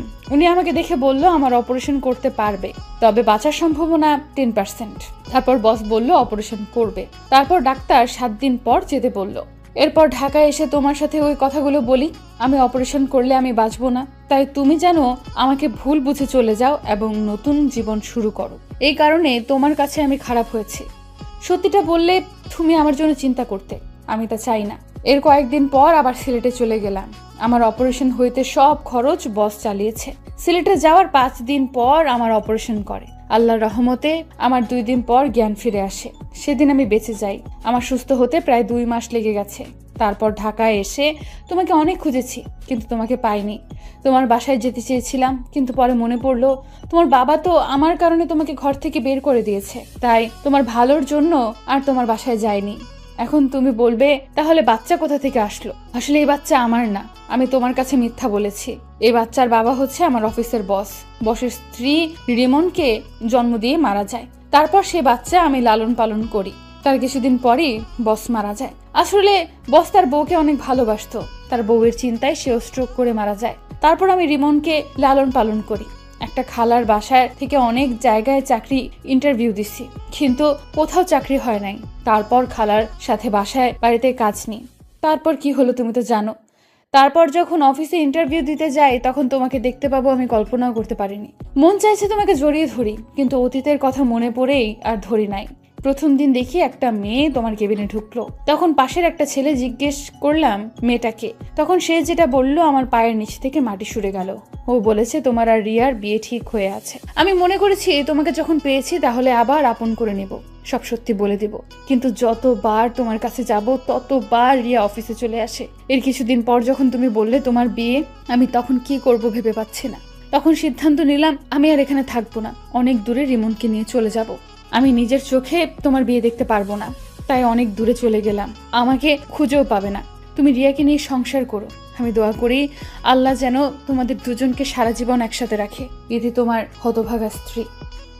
আমি পুরো পড়ে চোখের পানি ফেলতে ফেলতে জামা কাপড় ভিজিয়ে ফেলেছি। আমি কি করলাম? একটা নির্দোষ মেয়েকে খারাপ বললাম? আমি কি করে পারলাম এমনটা করতে? আমি কোনোরকম চোখের পানি মুছে একটা জামা গায়ে দিয়ে বাসা থেকে বেরিয়ে গাড়ি নিয়ে সাদিয়া যেখানে থাকতো সেই বাসায় গেলাম। কিন্তু গিয়ে দেখি বাসায় তালা মারা। সাদিয়াকে খুঁজতে লাগলাম পুরো শহরে। হঠাৎ একটা ট্রাক এসে আমার গাড়িটাই মেরে দিল। আমার গাড়িটা একটা গাছের সাথে বাড়ি খায়। তারপর আর আমার কিছু মনে নেই। দেখতে দেখতে 3 বছর চলে গেল। আপনারা হয়তো ভাবছেন এই 3 বছরে কি হলো। আসলে আমি অ্যাক্সিডেন্ট হওয়ার পর 2 বছর কোমায় ছিলাম। আমার মাথায় অনেক জোরে আঘাত লাগে। 2 বছর পর যখন কোমা থেকে ফিরিয়ে আসি, তারপর এই বছর ধরে সাদিয়াকে খুঁজতে লাগলাম। অনেক জায়গায় খুঁজেছি সাদিয়াকে, কিন্তু কোথাও পাইনি। কোমা থেকে আসার পর 6 মাস খুঁজেছি। তারপর থেকে অফিস দেখাশোনা করি, অফিসের ফাঁকে ফাঁকে বিভিন্ন জায়গায় খুঁজতে বের হই। এখন আপনারা বলবেন রিয়ার কি হলো? আসলে রিয়া 2টা বছর আমার সেবা যত্ন করেছে। মেয়েটা আমাকে সত্যি অনেক ভালোবাসে, কিন্তু আমি সাদিয়াকে ছাড়া কিছু ভাবতে পারছি না। বাবা মা অনেকবার বলেছে রিয়াকে বিয়ে করতে, আর রিয়াও জেনে গেছে সাদিয়া আর আমার সম্পর্কের কথা। তো যাই হোক, বিকালে অফিস শেষে বাসায় চলে আসলাম। গাড়ি পার্কিং করে দরজায় কলিং বেল চাপ দিলাম। রিয়া এসে দরজা খুলে দিল। আসলে রিয়া এখন আমাদের বাড়িতে থাকে, আগের মতো আর পাগলামি করে না। কি ব্যাপার, আজকে তুমি এত তাড়াতাড়ি আসলে যে? আজকে আর সাদিয়াকে খুঁজতে গেলাম না, তাই বাসায় চলে আসলাম। না জানি সাদিয়া আপু কোথায় আছে, কিভাবে আছে, কি করছে কে জানে।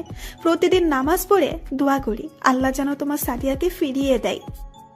রিয়া, তুমি তো আমার সবকিছু জেনে গেছো, তারপরও কেন এখানে পড়ে আছো? আমার এই মনে শুধু সাদিয়া থাকবে, আমি অন্য কাউকে এই মনে জায়গা দিতে পারবো না। আমি তোমাকে অনেক ভালোবাসি রাসেল, তোমাকে না দেখে থাকতে পারবো না। তোমাকে নাই পেলাম, তবে তোমাদের বাড়ি থেকে যেতে বলো না, আমি না হয় কাজের মেয়ে হয়ে থাকবো। এ তুমি কি বলছো? তুমি এ বাড়িতে সারা জীবন থাকো, কোনো সমস্যা নেই, তবে তোমার তো একটা ভবিষ্যৎ আছে। কতদিন এভাবে পড়ে থাকবে? তুমি যেমন সাদিয়াকে তোমার মনে জায়গা দিয়েছো, তেমন আমার এই মনে তোমাকে জায়গা দিয়েছি।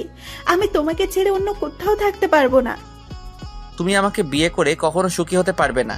আমি বলি তুমি অন্য কাউকে বিয়ে করো। আমি আর কখনো বিয়ে করব না। যদি বিয়ে করতে হয় তোমাকে করব, আর না হয় চিরকুমারী থাকবো। রিয়া, এসব পাগলামি করো না। সহজ সরল মানুষগুলো আঘাত পেতে পেতে একদিন ঠিকই পরিবর্তন হয়ে যায়। সুখের আকাশটা আজ রাতের মতো কালো, সাজানো স্বপ্নগুলো হয়ে গেল এলোমেলো। ঠিক আছে, আমি রুমে যাচ্ছি। আব্বু আম্মু কোথায়? ওনারা রুমে আছে, তুমি গিয়ে ফ্রেশ হয়ে নাও। রুমে এসে ফ্রেশ হয়ে নিলাম। রাতে খাবার খেতে গেলাম, তখন আব্বু বলল, কত আর এভাবে সাদিয়াকে খুঁজবি? আমি বলি কি, তুই রিয়াকে বিয়ে করে নে। আজ 3টা বছর কেটে গেছে, এখনো সাদিয়াকে পাস নাই। তুই বাবা আর না করিস না। মেয়েটা তোর জন্য 3টে বছর অনেক কষ্ট করেছে, আমাদের অনেক খেয়াল রেখেছে। তুই রাজি হয়ে যা বাবা। ঠিক আছে, আমাকে কিছুদিন সময় দাও, আমি ভেবেচিন্তে বলছি। বলে খাবার খেয়ে রুমে চলে আসলাম। এভাবে দেখতে দেখতে আরো 10 দিন চলে গেল। হঠাৎ অফিসের একটা কাজের জন্য সিলেটে যেতে হবে, যশোর যেতে হবে। যশোরের কথা শুনে আমার একটা কথা মনে পড়ে গেল। সাদিয়া বলেছে তার এক বান্ধবী যশোর থাকে। সাদিয়ার ইচ্ছে ছিল তার বান্ধবীর সাথে দেখা করার, কিন্তু কাজের চাপের কারণে আর যাওয়া হয়নি। কিন্তু আমি তার বান্ধবীকে কখনো দেখিনি, তাহলে কিভাবে চিনবো? দেখি কাজের ফাঁকে খুঁজে পাওয়া যায় কিনা। না পেলে কি আর করার, রিয়াকে বিয়ে করতে হবে। তো সকালে রেডি হয়ে বাসার সবাইকে বলে গাড়ি নিয়ে বের হয়ে গেলাম। প্রায় 5-6 ঘন্টা পর যশোর এসে পৌঁছালাম। একটা হোটেলে উঠলাম। রুমে এসে ফ্রেশ হয়ে দুপুরের খাবারের জন্য বাইরে গেলাম। হোটেলেও খাওয়া যায়, অর্ডার দিলে রুমে দিয়ে যায়, কিন্তু বাইরে যাচ্ছি সাদিয়াকে খোঁজার জন্য। একটা রেস্টুরেন্টে ঢুকে খাবার খেয়ে বাইরে আসলাম। গাড়ি নিয়ে বের হলাম না, বাইরে এসে দেখি একটা পার্ক দেখা যায়, তাই পার্কে চলে গেলাম। চারপাশে দেখতে লাগলাম কত কাপল জোড়া হয়ে বসে আছে। হঠাৎ একটা বাচ্চা ছেলের দিকে চোখ পড়লো। দেখি বাচ্চাটা অনেক সুন্দর, কি সুন্দর একা একা খেলা করছে। ছেলেটাকে দেখে বোঝা যায় 4 বছরের বাচ্চা, তাই দাঁড়িয়ে না থেকে তার কাছে গেলাম। তোমার নাম কি বাবু? আমি বাবু না, আমি কত বড় হয়ে গেছি। ওমা তাই? তা তোমার নাম কি? জাহিদ হাসান রিমন। নামটা শুনে কেমন বুকটা কেঁপে উঠলো। রিমন নাম তো সাদিয়ার বসের ছেলের নাম ছিল, তাহলে কি সেই রিমন? তখন আমি তাকে আবার বললাম, তা তুমি কার সাথে এসেছো? আমার ফুপির সাথে। কোথায় তোমার ফুপি? ফুপি আমার জন্য আইসক্রিম আনতে গেছে। ও, তোমার আম্মু কোথায়? মু অফিসে গেছে। হঠাৎ পিছন থেকে একটা মেয়ে বলল, এই নাও রিমন তোমার আইসক্রিম। ফুপি তুমি এসেছো, দাও আমার আইসক্রিম। মেয়েটা রিমনকে আইসক্রিম দিল। আমাকে দেখে বলল, আপনি কে? আপনাকে তো ঠিক চিনতে পারলাম না। জি আমি রাসেল, আমি ঢাকা থেকে এসেছি। এখানে একটা অফিসে কিছু কাজ ছিল, তাই আসা আর কি। ও, আমি মিম, বর্তমানে একটা অফিসে কাজ করি, আর আমার স্বামী অন্য একটা অফিসে চাকরি করে। আজকে শরীরটা ভাল লাগছে না, তাই অফিসে যাইনি।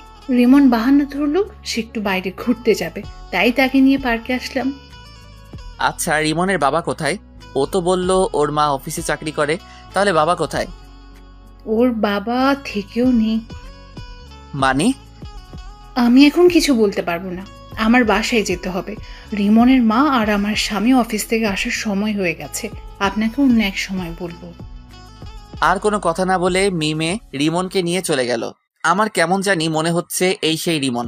আর কিছু না ভেবে হোটেলে চলে আসলাম। পরের দিন সকালে ঘুম থেকে উঠে ফ্রেশ হয়ে বাইরে এসে গাড়ি নিয়ে যে অফিসে কাজের জন্য আসলাম সেই অফিসে চলে গেলাম। অফিসের ভিতরে ঢুকে পিয়নকে বললাম, বসের কেবিন কোনটা? পিয়ন আমাকে বসের কেবিন দেখিয়ে দিল।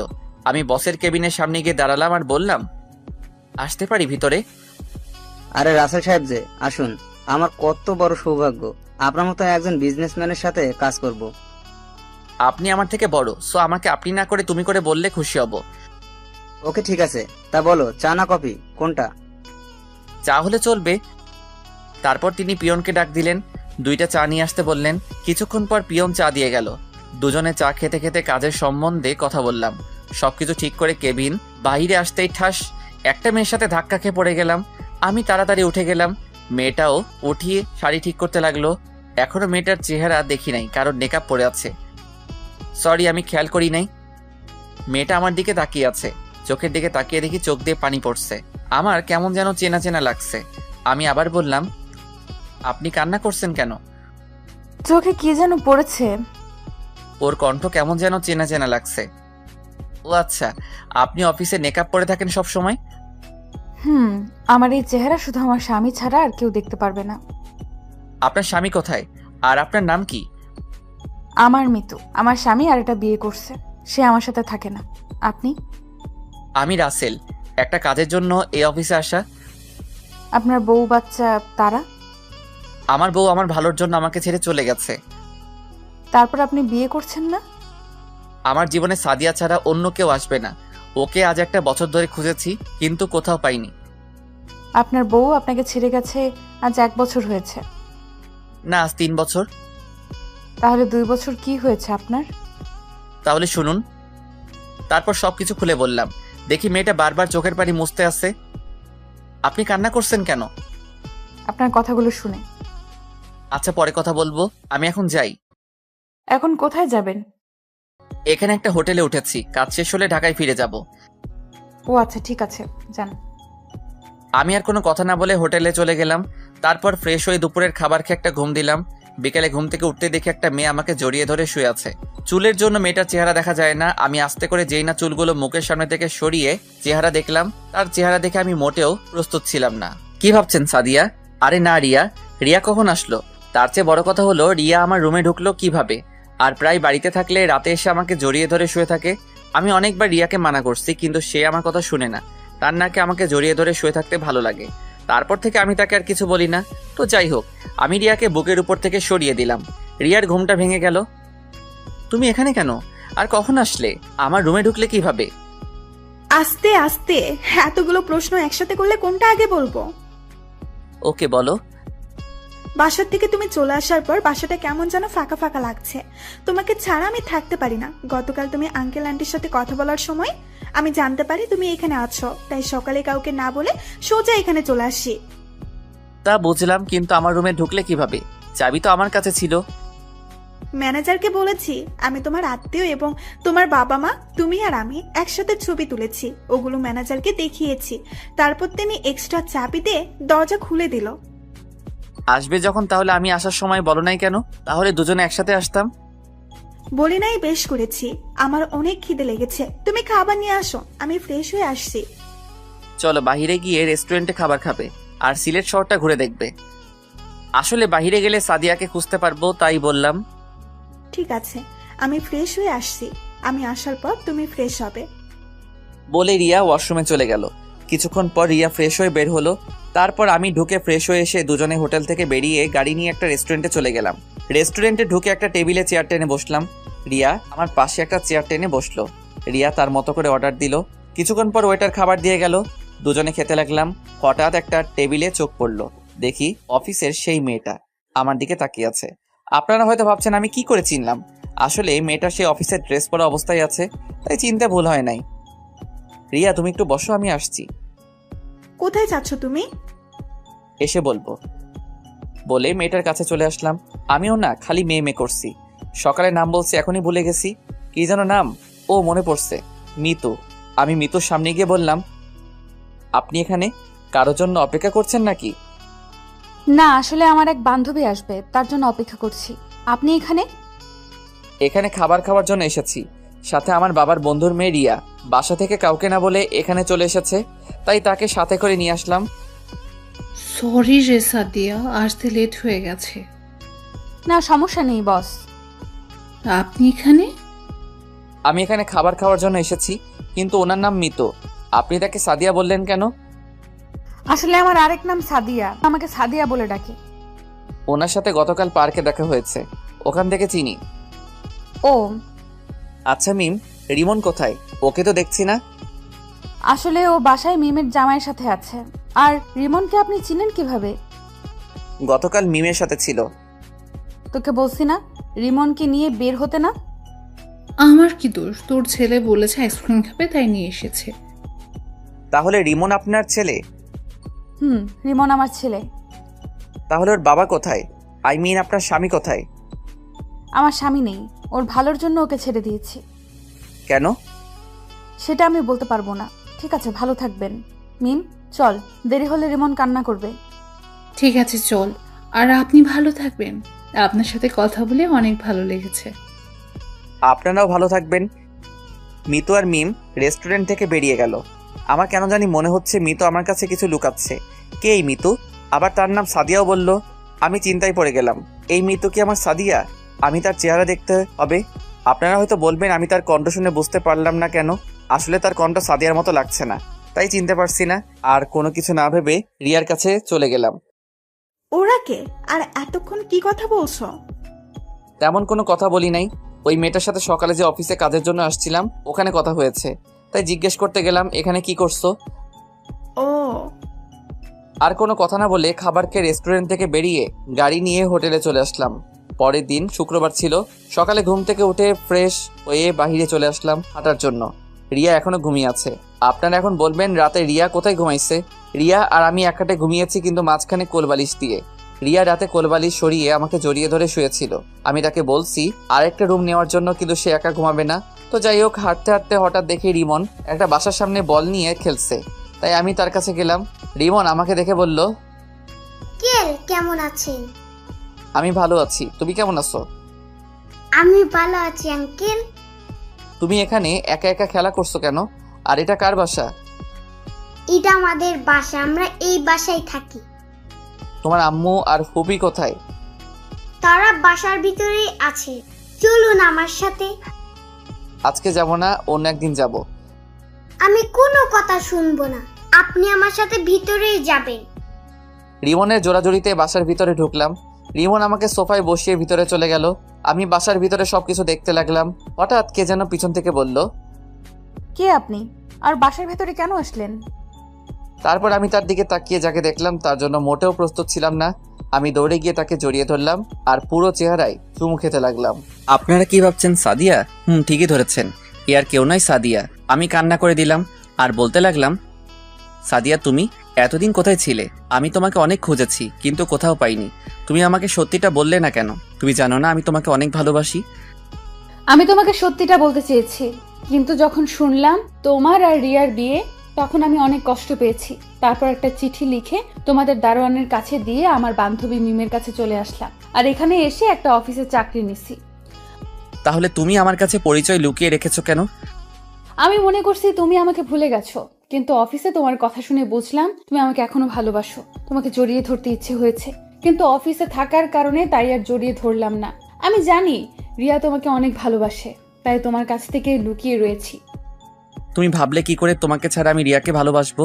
আমার এই মনে শুধু সাদিয়া ছাড়া অন্য কেউ আসতে পারবে না। আম্মু, তুমি আঙ্কেলকে জড়িয়ে ধরেছো কেন? আমি সাদিয়াকে ছেড়ে রিমনকে কোলে নিয়ে কপালে চুমু দিয়ে বললাম, আমি তোমার আঙ্কেল না, আমি তোমার বাবা। আজ থেকে আমাকে বাবা বলে ডাকবে। কিন্তু আম্মু তো বললো আমার বাবা নেই। তোমার আম্মু মিথ্যা কথা বলেছে। তুমি এখান থেকে চলে যাও, তুমি রিয়াকে বিয়ে করো, দেখবে তুমি অনেক সুখী হবে। মেয়েটা তোমার জন্য অনেক কষ্ট করেছে। বউ থাকতে আমি অন্য কাউকে বিয়ে করব, এটা তুমি ভাবলে কি করে? আমি কাউকে বিয়ে করতে পারবো না। আমি তোমাকে নিয়ে আবার সংসার শুরু করব। কিন্তু তোমার বাবা মা আমাকে আর রিমনকে কখনো মেনে নেবে না। সেটা নিয়ে তোমাকে ভাবতে হবে না। আমি তোমাকে আর রিমনকে নিয়ে আজই বাসায় চলে যাব। কিন্তু আর কোনো কিন্তু নয়, যাও সবকিছু গুছিয়ে নিয়ে আসো। সাদিয়া আর কোনো কথা না বলে রুমে চলে গেল। তারপর সাদিয়া আর রিমনকে নিয়ে হোটেলে চলে আসলাম। মিম আর মিমের স্বামীকে ধন্যবাদ দিয়ে আসলাম, তাদের কাছ থেকে বিদায় নিয়ে আসলাম। রুমের সামনে এসে দরজা টোকা দিলাম। রিয়া এসে দরজা খুলে দিল। আমার সাথে সাদিয়া এবং রিমনকে দেখে অবাক হয়ে তাকিয়ে আছে। আরে সাদিয়া আপু না, এতদিন কোথায় ছিলে? তুমি জানো তোমাকে খুঁজতে গিয়ে রাসেলের কি হয়েছে? সবকিছু জানি, আর এখন পর্যন্ত বেঁচে আছে তোমার কারণে। তুমি যদি তার সেবা যত্ন না করতে তাহলে রাসেল এত তাড়াতাড়ি সুস্থ হয়ে উঠতে পারতো না। আমি আমার কর্তব্য পালন করছি। বাইরে কেন, ভিতরে আসো। আর ওকে, ও আমার ছেলে রিমন। তুমি যাও, সবকিছু গুছিয়ে নাও, আমরা আজকে বাসায় চলে যাব। ঠিক আছে বলে রিয়া সবকিছু গোছাতে লাগলো। কিন্তু রিয়ার চোখে পানি দেখতে পেলাম।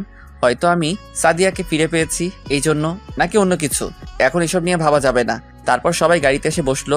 রিয়া পিছনের সিটে বসলো আর সাদিয়া আমার সাথে সামনের সিটে বসলো রিমনকে নিয়ে। 5-6 ঘন্টা পর ঢাকায় এসে পৌঁছে গেলাম। বাসার ভিতরে ঢুকে গাড়ি পার্কিং করে সবাই বেরিয়ে দরজার সামনে এসে দাঁড়িয়ে কলিং বেলটা চাপ দিলাম। সাদিয়া আর রিমন আমার পিছনে ছিল। আম্মু এসে দরজা খুলে দিল। আমাদের দেখে আম্মু বলল, কিরে তোরা হঠাৎ না বলে চলে আসলি যে? আম্মু, আমি আমার স্ত্রীকে খুঁজে পেয়েছি। কোথায় তোর স্ত্রী? আমি সামনের থেকে সরে গেলাম। সাদিয়া আম্মুকে সালাম করতে গেলে আম্মু তাকে জড়িয়ে ধরে আর কান্না করে দেয়। এতদিন কোথায় ছিলি মা? আমার ছেলেটা তোকে খুঁজতে কি কত যে কষ্ট পেয়েছে তুই কি জানিস? আমার ভুল হয়ে গেছে মা, আমি আর কখনো ওকে ছেড়ে যাব না। আমাকে তুমি ক্ষমা করে দাও। মায়ের কাছে ক্ষমা চাইতে হবে না, আমি তোকে অনেক আগেই মাফ করে দিয়েছি। আজ আমাদের জন্য এত কিছু হয়েছে, তখন তোদের যদি মেনে নিতাম তাহলে এই দিন দেখতে হতো না। তুই আমাকে ক্ষমা করে দিস মা। ছি ছি আম্মু, আপনি কি বলছেন? মেয়ের কাছে আম্মু কখনো ক্ষমা চায় না। তোমাদের প্রতি আমার কোনো রাগ অভিমান নেই। আচ্ছা ঠিক আছে, তা ছেলেটা কে? রিমনকে দেখে বলল, আম্মু ও আমাদের ছেলে রিমন। সাদিয়া আমার দিকে অবাক চোখে তাকিয়ে আছে। কি? আমার দাদু ভাইকে রেখে আমি এতক্ষণ তোদের সাথে কথা বলছি? দে দাদু ভাইকে আমার কোলে দে। আমি রিমনকে আম্মুর কোলে দিলাম। তারপর সবাই বাসার ভিতরে ঢুকলাম। আম্মু আব্বু কোথায়? তোর আব্বু রিয়ার বাবার সাথে কথা বলতে গেছে। কেন? তোর আর রিয়ার বিয়ের ব্যাপারে। কিন্তু তুই তো এখন সাদিয়াকে পেয়ে গেছিস, তাহলে তোর বাবাকে ফোন দিয়ে চলে আসতে বল। ফোন করতে হবে না, রিয়ার সাথে রাসেলের বিয়ে হবে। সাদিয়া তুমি কি পাগল হয়ে গেছো? তুমি থাকতে আমি রিয়াকে কেন বিয়ে করব? কারণ রিয়া তোমাকে ভালোবাসে। আমি আর রিয়া মিলে তোমার সাথে সংসার করব। প্লিজ তুমি না করো না। বৌমা, তুমি কি বলছো? আমি ঠিকই বলছি আম্মু। রিয়া না থাকলে রাসেল এত তাড়াতাড়ি সুস্থ হয়ে উঠতো না। রিয়া সবসময় রাসেলের সাথে ছিল। আমি চাই দুজনে সব সময় রাসেলের সাথে থাকতে। কিন্তু তোমার শ্বশুর কি রাজি হবে? আমরা সবাই মিলে বললে রাজি হবে। প্লিজ আম্মু। তুমিও রাজি হয়ে যাও। ঠিক আছে, আমি রাজি। তোমার যা মন চায় করো। ঠিক আছে আম্মু। আর রিয়া, তুমি পারবে না আমার সাথে থেকে সংসার করতে? রিয়া কোনো কথা না বলে সাদিয়াকে জড়িয়ে ধরে কান্না করে দিল। আমি পারবো আপু। এই তো লক্ষ্মী মেয়ে। আরো কিছুক্ষণ কথা বলে আমি আর সাদিয়া নিজের রুমে চলে আসলাম। রিমনকে আম্মু সাথে করে নিয়ে গেল। তারপর ফ্রেশ হয়ে খাবার খেয়ে রুমে চলে আসলাম। সন্ধ্যায় আব্বু বাসায় আসলো। কিছুক্ষণ পর আম্মু এসে ডেকে গেছে। আমি আর সাদিয়া একসাথে নিচে আব্বুর সামনে গেলাম।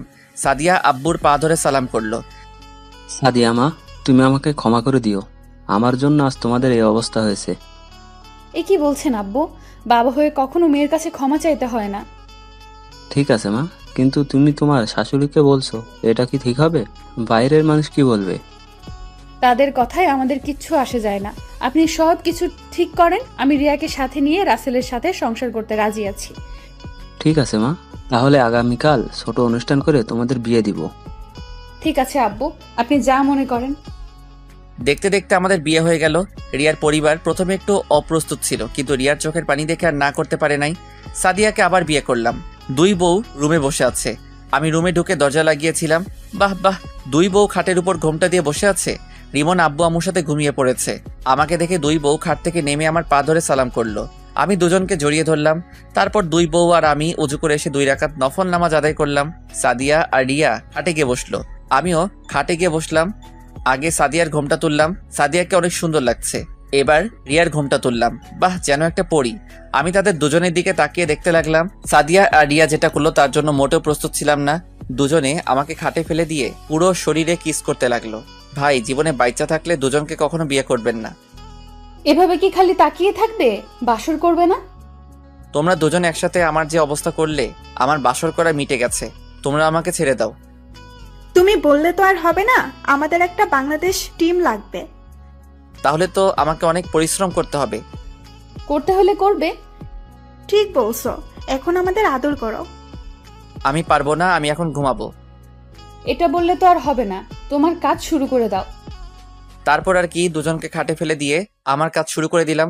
আরে ভাই, আর সামনে দেখতে হবে না, বিয়ে করে দেখে নিবেন আমি কি করছি।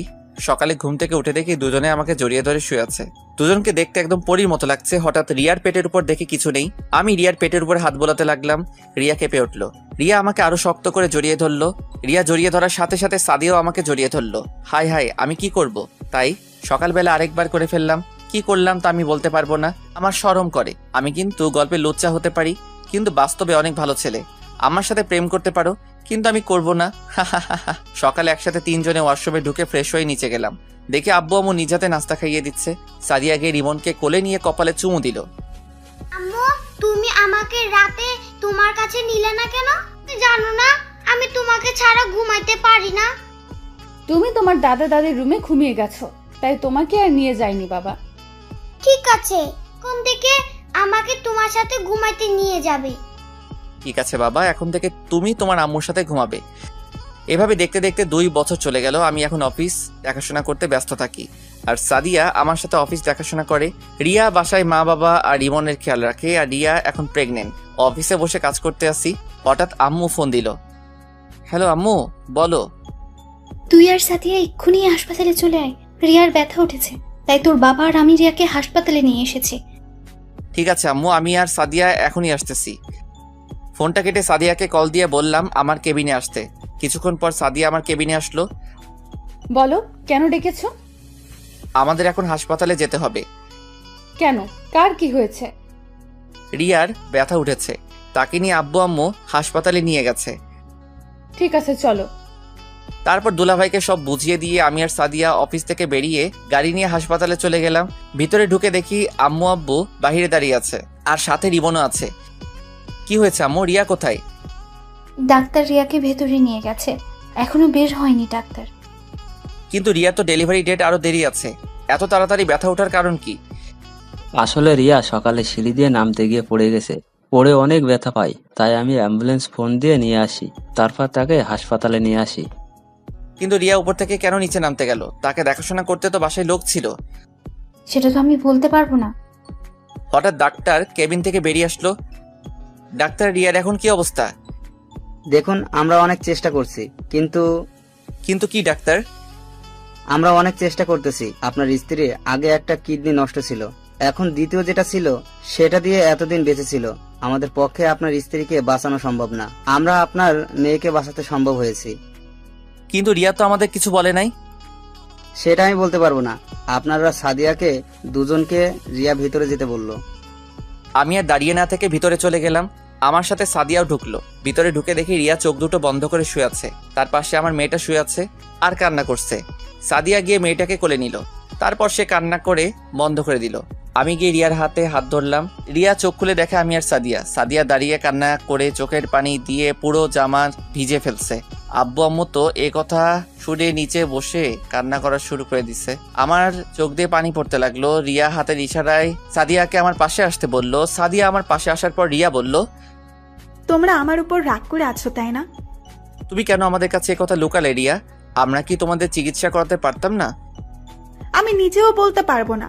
আমার যে কিডনি নষ্ট হয়ে গেছে, একদিন হঠাৎ আমার কাছে কেমন খারাপ লাগছে, তাই কাউকে না বলে ডাক্তারের কাছে আসি। ডাক্তার আমাকে পরীক্ষা করে দেখে আমার একটা কিডনি নষ্ট হয়ে গেছে। তারপর আমি চিন্তা করলাম আমার তো আরেকটা কিডনি ভালো আছে, তাই নিয়ে জীবনটা কাটিয়ে নেব। কিন্তু হঠাৎ যে আমার এই কিডনিটা নষ্ট হয়ে যাবে আমি ভাবতে পারি নাই। তুমি আমাকে একটাবার বলতে। বলি নাই, আমি মনে করছি ঠিক হয়ে যাবে। আল্লাহ মনে হয় তোমাদের সাথে রাখতে চায় না আমাকে, তাই হয়তো আমাকে নিয়ে যাচ্ছে। তোমাকে আমরা কোথাও যেতে দিব না, তুমি ভালো হয়ে যাবে। দরকার হয় আমার কিডনি দিয়ে তোমাকে সুস্থ করে তুলবো। এখন আর আমার হাতে সময় নেই। আল্লাহ তোমাদের সাথে কিছু কথা বলার জন্য হয়তো এখনো রুহুটা নিয়ে যায় নাই। প্লিজ তুমি এমন কথা বলো না, তোমাকে আমি সুস্থ করে তুলবো। সাদিয়া, তোমার হাতটা একটু দাও তো। সাদিয়া রিয়ার হাতে হাত দিল। রিয়া আমার হাত আর সাদিয়ার হাত একসাথে মিলিয়ে বলতে লাগলো, সাদিয়া, তুমি আমার জানটাকে দেখে রেখো। ও তোমাকে অনেক ভালোবাসে, ওকে কখনো কষ্ট দিও না। আর তুমি সাদিয়াকে কখনো কষ্ট দিও না। তোমরা দুজনে সুন্দর করে জীবনটা সাজিয়ে নেবে, আর আমার মেয়েকে নিজের মেয়ে মনে করে লালন পালন করবে। কথা দাও আমার কথাগুলো মেনে চলবে। আমরা তোমার কথাগুলো মেনে চলবো। আমি এখন চিন্তামুক্ত হলাম। তোমরা সবাই ভালো থেকো, বাবা মার সেবা করো। রাসেল, আমাকে একটু জড়িয়ে ধরবে?